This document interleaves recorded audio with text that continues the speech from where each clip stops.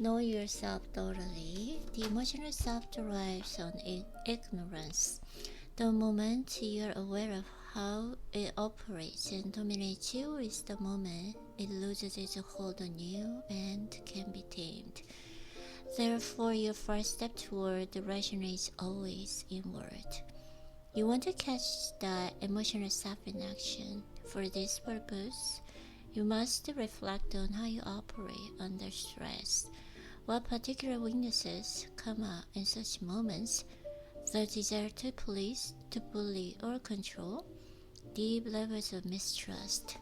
Look at your decisions, especially those that have been ineffective. Can you see a pattern, an underlying insecurity that impels them? Examine your strengths. What makes you different from other people? This will help you decide upon goals to match with your long-term interests and that are aligned with your skills. By knowing and valuing what marks you as different, you will also be able to resist the pull of group bias and effect. Examine your emotions to their roots. You're angry, let the feelings settle from within and think about it. Was it triggered by something similarly trivial or petty? This is a sure sign that someone or something else is behind it. Perhaps a more uncomfortable emotion is at the source, such as envy or paranoia. You need to look at this square in the eye. Dig below any trigger points to see where this started. For these purposes, it might be wise to use a journal in which you record your self-assessments with ruthless objectivity. Your greatest danger here is your ego and how it makes you unconsciously maintain illusions about yourself.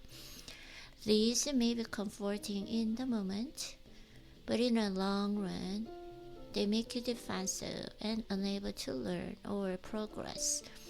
Find a neutral position from which you can observe your actions with a bit of a detachment and even humor. Soon, all of this will become second nature, and when the emotional self suddenly rears its head in some situation, you will see it as it happened and be able to step back and find a neutral position. Increase your reaction time. This power comes through practice and repetition. When some event or interaction requires a response, you must train yourself to step back. This could mean physically removing yourself to a place where you can be alone and not feel any pressure to respond. Or it could mean writing the angry email but not sending it. You sleep on it for a day or two. You do not make phone calls or communicate while feeling some sudden feeling some sudden emotion, particularly resentment. 이거 흥분하는 거죠, 지금. 평정심. If you find yourself rushing to commit to people, to hire or be hired by them, step back and give it a day. Cool the emotions down. The longer you can take, the better, because perspective comes with time. Consider this like resistance training. The longer you can resist reacting, the more mental space you have for actual reflection, and the stronger your mind will become. Accept the people as facts. Interactions with people are the major source of emotional turmoil, but it does not have to be that way. The problem is that we are continually judging people, wishing they were something that you are not. We want to change them. You want them to think and act a certain way, most often the way we think and act.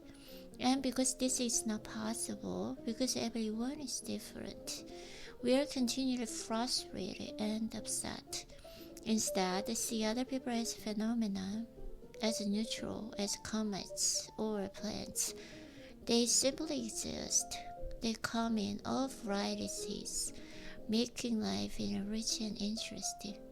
Work with what they give you instead of resisting and trying to change them. Make understanding people as fun game, the solving of puzzles. It is all part of a human comedy. Yes, people are irrational, but so are you. Make acceptance of human nature as radical as possible. This will calm you down and help you observe people more dispassionately, understanding them at a deeper level. You will stop projecting your own emotions onto them. All of this will give you more balance and calmness, more mental space for thinking.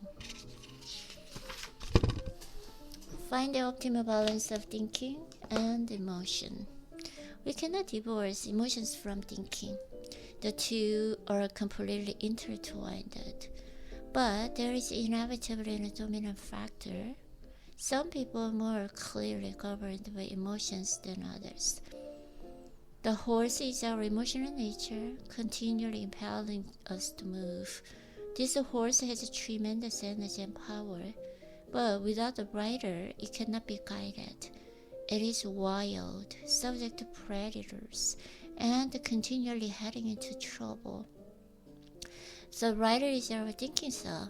Through training and practice, it holds the reins and guides the horse, transferring this powerful animal energy into something productive. The one without the other is useless. Without the rider, no directed movement or purpose. Without the horse, no energy, no power. In most people, the horse dominates and the rider is weak. Instead of being slaves to this energy, we channel it. That is the essence of rationality. As an example of this ideal in action, try to maintain a perfect balance between skepticism and curiosity. The two can coexist. It is a balance that all geniuses possess. You have felt this in your own life when observed it in a project.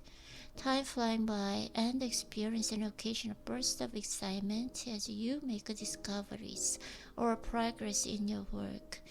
There are other pleasures as well. Being able to tame the emotional self leads to an overall calmness and clarity. In this state of mind, you are less consumed by petty conflicts and considerations.